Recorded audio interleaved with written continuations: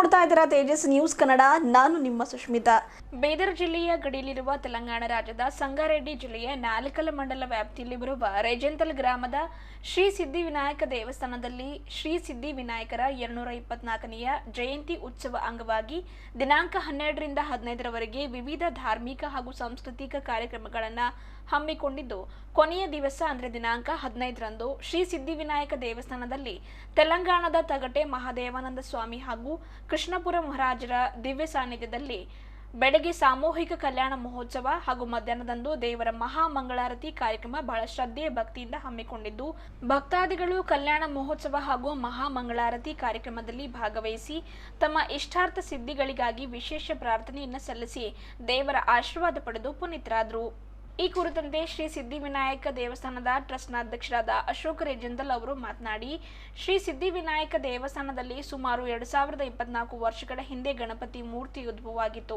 ಚಿಕ್ಕ ಮೂರ್ತಿ ಈಗ ಬೃಹತ್ ಆಕಾರವಾಗಿ ಬೆಳೆದಿದೆ. ಅನೇಕ ಭಕ್ತಾದಿಗಳು ಬೇಡಿದ ವರವನ್ನು ಪೂರೈಸುವ ಇಷ್ಟ ದೇವತೆ ಶ್ರೀ ಸಿದ್ಧಿವಿನಾಯಕ ದೇವರಾಗಿದ್ದಾರೆ ಎಂದು ಭಕ್ತಾದಿಗಳು ನಂಬಿದ್ದಾರೆ. ಈ ಜಯಂತಿ ಉತ್ಸವ ನಿಮಿತ್ತವಾಗಿ ದಿನಾಂಕ 12ರಿಂದ 15ರವರೆಗೆ ಶ್ರೀ ಸಿದ್ಧಿವಿನಾಯಕ ದೇವಸ್ಥಾನದಲ್ಲಿ ಹಮ್ಮಿಕೊಂಡಿರುವ ಧಾರ್ಮಿಕ ಕಾರ್ಯಕ್ರಮಗಳ ಬಗ್ಗೆ ಮಾತನಾಡಿ ತಿಳಿಸಿದರು. ಜೊತೆಗೆ ಆಂಧ್ರ, ತೆಲಂಗಾಣ, ಮಹಾರಾಷ್ಟ್ರ ಹಾಗೂ ಕರ್ನಾಟಕದಿಂದ ಸಹಸ್ರ ಸಂಖ್ಯೆಯಲ್ಲಿ ಭಕ್ತರು ಬಂದು ದೇವರ ಆಶೀರ್ವಾದ ಪಡೆದು ಪುನೀತರಾಗಿದ್ದಾರೆ ಎಂದು ತಿಳಿಸಿದರು. ಇವತ್ತು ಹಮ್ಮಿಕೊಳ್ಳಲಾದ ಕಲ್ಯಾಣ ಮಹೋತ್ಸವ ಕುರಿತು ಕೂಡ ಮಾತನಾಡಿದರು.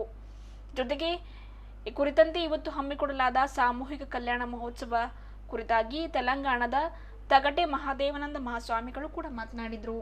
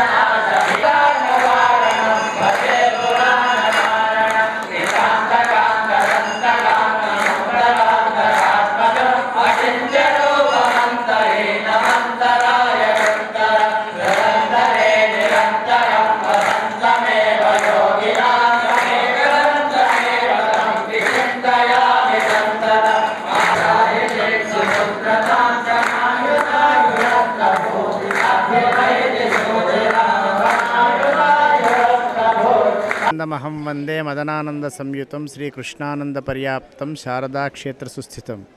आज सिद्धिविनायक स्वामी का कल्याणोत्सव वार्षिकोत्सव के अवसर पर बहुत प्रसिद्धि हुई है। सिद्धि विनायक क्षेत्र रेजिंतल में हम लोग पूरा मान लिया। ये कल्याणोत्सव का विशेष क्या है? मानव कल्याण, मानव के लिए भगवान का कल्याण, लोक कल्याण के लिए, विश्व कल्याण के लिए जो कल्याण करने वाले और कल्याण देखने वाले, कल्याण में शामिल हुए वाले पूरा लोगों को कल्याण करने के लिए सिद्धिविनायक स्वामी से हम प्रार्थना करते हुए सभी लोगों से एक विनती है, 24 घंटे भगवान दिए, हम लोग पूरा वही वेस्ट कर रहे, वृथा कर रहे। इसीलिए 24 घंटे में हर एक दिन 1 घंटे भगवान को प्रार्थना करके लोक शांति के लिए भगवान को, आपका इष्ट देव को प्रार्थना करने के लिए मैं सूचना देता हूँ। ಈ ಸಿದ್ಧಿವಿನಾಯಕ ರೇಜಿಂತಲ್ 12, 13, 14, 15 5 ದಿವಸ ಕಾರ್ಯಕ್ರಮ ನಡೆಯಲಾಗುತ್ತಿದೆ. ಇವತ್ತಿನ ಕೊನೆಯ ದಿನ 15ನೇ ದಿನ. ಮೊದಲೇ 12ನೇ ತಾರೀಕು ಜಲಾಭಿಷೇಕ, ಹಾಲಿನ ಅಭಿಷೇಕ, ಡ್ರೈ ಫ್ರೂಟ್ ಅಭಿಷೇಕ, ಫೂಲ ಅರ್ಚನೆ ಮತ್ತು ಯಜ್ಞದ ಗಣಯಜ್ಞ, ಗಾಯತ್ರಿ ಯಜ್ಞ, ಚಂಡಿ ಯಜ್ಞ ಎಲ್ಲ ಜರುಗಲಾಗಿದೆ. ಇದೇ ರೀತಿ 3 ದಿನ ಕಂಟಿನ್ಯೂ ನಡೆದಿದೆ. ಇದರಲ್ಲಿ ಗಡಿಭಾಗ ಕರ್ನಾಟಕ ರಾಜ್ಯದ ಗಡಿಭಾಗದ ತೆಲಂಗಾಣ ಜಿಲ್ಲೆಯಲ್ಲಿ ರೇಜಿಂತಲ್ ಸಿದ್ಧಿವಿನಾಯಕ ಬಹಳ ಮಹತ್ವದ ದೇವಾಲಯ ಆಗಿದೆ. ಇದು ರಾಕ್ಷಿಮುಖದ ದೇವಾಲಯ, ಉದ್ಭವ ಗಣಪತಿ ಇದೆ.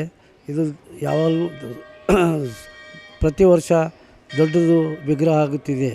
ಅಲ್ಲದೆ ಇಲ್ಲಿ ಯಾರು ಎಲ್ಲ ಭಕ್ತಾದಿಗಳು ಏನು ಮನೆ ಕೋರಿಕೊಳ್ಳುತ್ತಾರೆ ಅವರಿಗೆಲ್ಲ ನೆರವೇರುತ್ತದೆ. ಇದು 2224ನೇ ಜನ್ಮೋತ್ಸವ ಈ ಕಾರ್ಯಕ್ರಮ ನಡೆಯಲಾಗಿದೆ. ಈ ವರ್ಷ ಇದು ಕೊನೆಯ ದಿನ ಕಲ್ಯಾಣೋತ್ಸವವನ್ನು ಮಾಡಲಾಗಿದೆ. 15ನೇ ತಾರೀಕು ಕಲ್ಯಾಣೋತ್ಸವ ಅಂದರೆ ಸಿದ್ಧಿವಿನಾಯಕ ರಿದ್ಧಿ ಸಿದ್ಧಿ ಇವ್ರದ್ದು ಕಲ್ಯಾಣೋತ್ಸವವನ್ನು ಜರುಗಲಾಗುತ್ತದೆ.